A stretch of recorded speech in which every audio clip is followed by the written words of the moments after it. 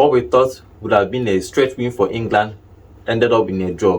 We didn't know what really happened in that game. We saw what happened in that game, obviously, and England didn't play to its full potential. I don't know. I can't say if it's because England didn't play well or Denmark defended well. We are going to be analyzing what happened in that game to check if England will have what it takes to go through this tournament or to win this tournament. And here with my guys, Nonso and John, we are going to analyze what happened in that game. So, Nonso, this game is 1-1. Everybody thought England would walk over this team, Denmark. Even though Denmark is not really a small team, they have their own stars there, but we thought it was going to be an easy win for England, but it wasn't so. I said this in the morning. I said I'm going to keep my cards because I believe the Denmark side has a way of surprising the English side. Yeah. And you look at it the way they play. When I mentioned two players in the morning, if you remember, I mentioned Højbjerg and Haaland. Not Human, not Rasmus Haaland. I mentioned the midfielders who scored the goal, and you see that these are players that have the power to move on and on. And we always say this. Now, John was always first game. He said it's good Trent and Declan Rice. Now you're seeing that Trent and Declan Rice is not working. It's obviously not working. It's not working. This is what I said from the jump, that it won't work. We know these players, it won't work. It's just like there will be no trust in the defense line, so the attackers won't feel free to go forward. But you saw the Denmark side, the Danish side, they came up with that game. They know they want to get the result, and they granted up that result like they needed like their life depended on it. Now they're second on the table with I think 2 points, and they could go on to the next game looking to qualify to the next. And this is what the underdog story looks like. You didn't get a win. No, I won't even call Denmark an underdog. No. Like in this group, it's what an underdog story looks like. They've not won the game in this group. They played the first match, it was a draw, and now they're playing a second draw again. And you say 2 draws now, and them and Slovenia, and into the next match, you don't know what might happen. Okay, no, so John, England are 4 points. Obviously, they have to qualify. They will qualify from this group. They play Slovenia the next one, so they will qualify. But this Denmark game, everybody was expecting them to win. So, do you think Rice and Arnold is right partnership, but it's looking like something is wrong with that midfield? You know, if you look at the midfield, the way it's set up, you have to give it to England for walking themselves into an unnecessary hassle. Really? This is an unnecessary hassle. In the morning, I said that it was required that they bench Trent Alexander-Arnold or return him back to his position and bring in somebody who is a DM who can play that role and free up Declan Rice. Because you can't play Declan Rice as a DM. He's more of a CM, and he has a lot of contribution to give to the team. Now, I had agitated for bringing Bellingham to sit beside Rice and pull Foden into the middle and bring on somebody on the wing. If you say that means Rice is now the sitting defender. Because if you bring Bellingham in, and then both of them feed off each other. Both of them can feed off each other and determine the play, the way they want to go about it. Okay, and then bring Foden into the 10, and then bring in another winger into the side. But of course, if you look at the game, Jude Bellingham looked like a shadow of himself today, and he needed to have been taken off rather than taking off the star man, which is Phil Foden, who came in, bringing in opportunities, having countless chances on goal, and also providing for his other players. So I feel this is, at the end of the day, if England go out of this group, they are not going out. They are not going out. But if at the end of the tournament, when you look back on this competition, you are going to look back on this same awkward pairing in the center of the midfield. I think what hurts England the most is Phillips. Not if he didn't move to Manchester City, probably he would have played for West Ham or Leeds United, because that's what they needed. They needed a proper DM. Yeah, but you have options in the midfield. Why? You can't keep crying over what you don't have. We don't have a Henderson. We don't have a Calvin Phillips.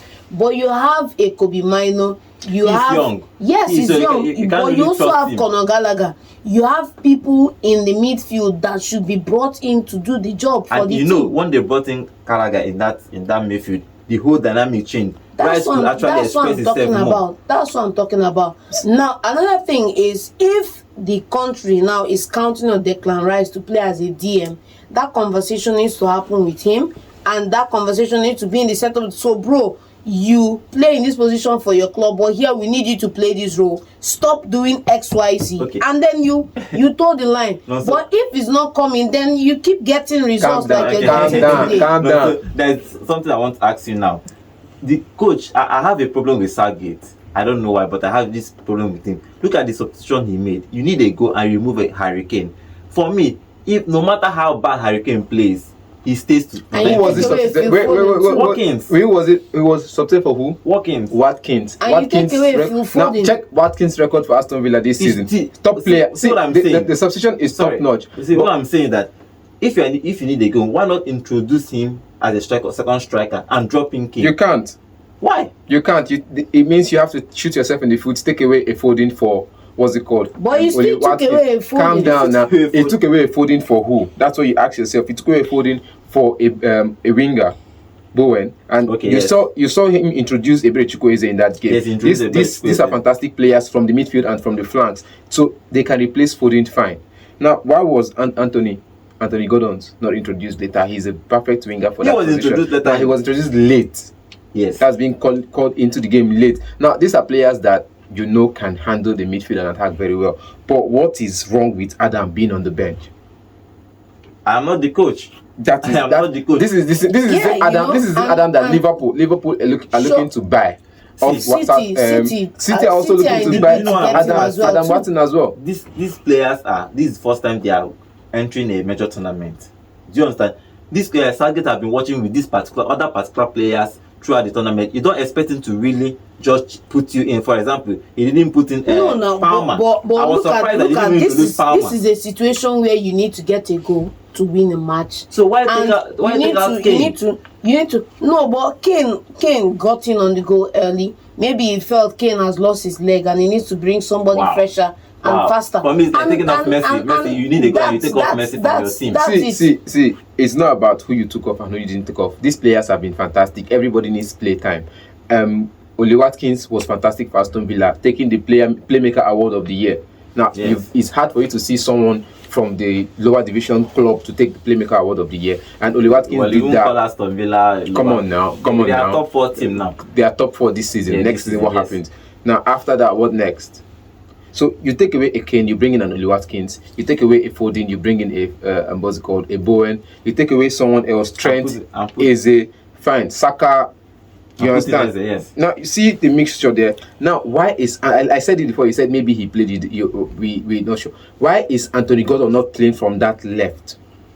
Well, and why wasn't it a straight swap for Phil Foden for Gordon in that flank, or a straight swap for someone else there? Ebere coming in for Trent in that midfield. For me, it was off. We are not even giving Denmark. I started with Denmark because I told you from beginning that these two players. No, I told you from beginning that it was almost a balanced game. I like the way they play, even though they play from 3. I have this problem. Coach is doing 3 at the back, but they play, but they took risk. This is what I'm keep saying. It worked out for them in a way, yeah. No matter how you set up your team, take risk. You will score. You will get something from the game. Don't go and just sit back and. You have a defensive machine in a midfielder like Hjuberg, who can defend and still create chances. He has now you have power he can run around. You have a human who can also create chances, and you have an Eriksen that is very creative with the pass. Now, if you look at the ratings from this game, these are the two players, Eriksen and Human. Then maybe an English player, Jude Bellingham, also comes into the rating next. But these players have the highest number of ratings so far in the game. So it tells you that they played well. They had to hold England back a bit. Okay, finally, why is Southgate not using Palmer? He is the young footballer of the year. That's the question of the evening, if you ask me, because I felt like at a certain point in that game, personally, if I was the coach, I would have switched out my formation, played a 4-4-2. And had more strikers in the box and have them creating more opportunities down the flank. There's something about the hype that's not real. Palmer here, Palmer there, young player of the year. Everybody's hyping Palmer. You need to give the man a shot. This hype is not because the guy has the numbers to back up the hype. Now you give him a shot. Numbers? Which numbers? Wait. Now I want to ask him now. I want to ask him a question now. You have to give him a shot. Calm down. In 2019-2020 season, Bruno Fernandes had how many goals? 20 goals, 9 penalties, and it was called Penandes. Now Kopama has 19 or 18 goals in the Premier League this season. Or how many? It's way more than that. 21 goals, and he had 11 penalties to it. Even 11 penalties. If you remove the Let's penalties, go over players who've got dozens of penalties but couldn't convert. What do you say in that scenario? You have to give it to him. That's what I'm saying. The hype is just not real for me. See, the Premier for League. someone who is coming straight from the academy the Premier League, into Chelsea starting 11, the Premier for League someone who has not had a full season at any other club apart from Man City and didn't even play more than 10 matches in that season. What are we talking about here? This is someone that you should be bringing into the starting 11, or at least bringing on as a conversation we should be having substitute sometime in the future. Maybe we'll sit down and talk about Kopama's career so far. In the beginning of the season, where was he? Nowhere. Chances created was little to zero. Now, at the end of the season, he picked form. Now, someone see, I used to say this. I used to do this stat, and I did it with BBC first. It takes a player from Spanish La Liga, German, German Bundesliga, Italian Serie A to take 9 weeks for them to fit into the Premier League. 9 weeks, all these players. For midfield, 9 weeks. For strikers, 10, 12 weeks. Now you're coming from a Man City side and you're coming to Chelsea, which is from Premier League to Premier League. You know, this 9 weeks, this 9, wait now, 10 weeks is not is canon. a start that we've done. It's recorded on. We've seen Rasmus Højlund come in. He's flopped. He's had his 9 weeks. He hasn't done it. He hasn't gotten on the He's score done his sheet. 9 weeks. We've had several other players coming from Europe. I'm had not their done 9-10 weeks and still haven't gotten anything to show for. And come on, man, you have to give this guy a break. He's an English product, English talent. What is he doing sitting away on the bench? He cannot for any reason start in that England team. But he has to play. He cannot. Who doesn't want to play ahead of? I don't have anything against him starting him from the bench, but he has to get in on the game when the game is at key moments like this. He's somebody you introduce and he can score a goal.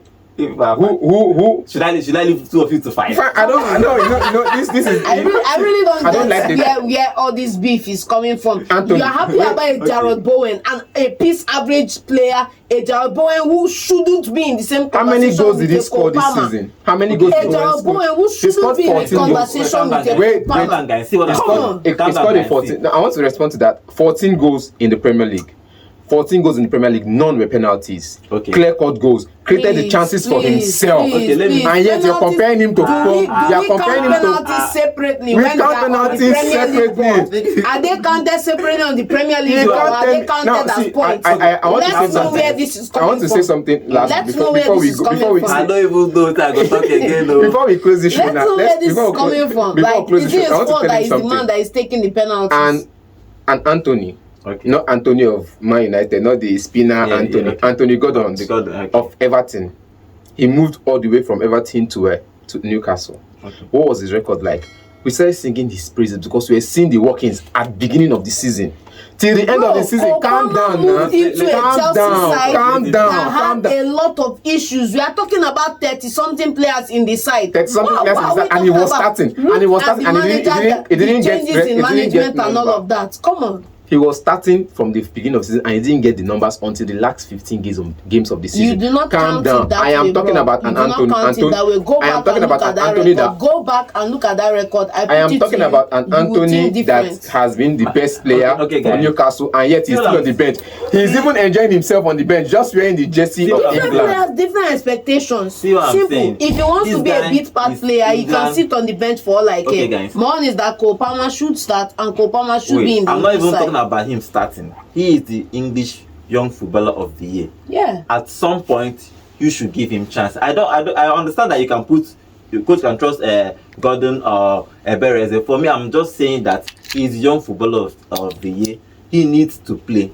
Even if it's 5 minutes and he is creative, let's be frank. Okay, guys, this is how we are going to end the show. My guys are fighting, so I can't even hold them again. So make I just leave them. So we'll finish this particular one and go outside and finish this fight. See you guys next time.